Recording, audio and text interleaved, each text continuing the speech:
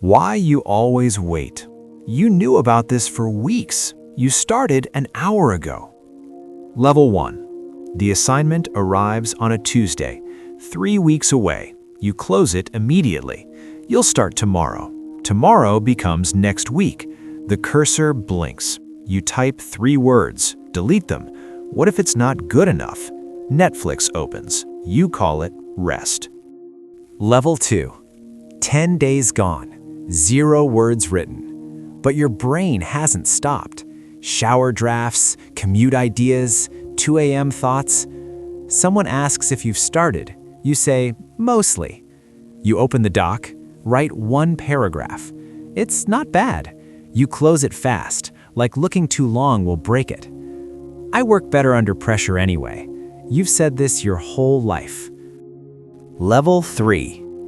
2 days left. You wake up different. Something behind your eyes is tight. You open the laptop before coffee, and then the noise stops. Not the deadline noise, the other noise. The voice that says you'll fail anyway. Gone. Your fingers move. Words come out you didn't know were in you. Hours disappear. The document fills. You're not trying to be brilliant.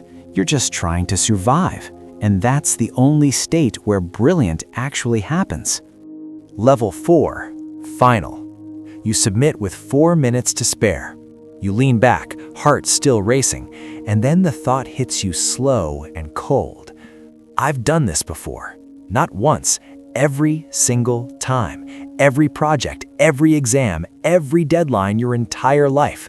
Same pattern, same paralysis, same last-hour explosion.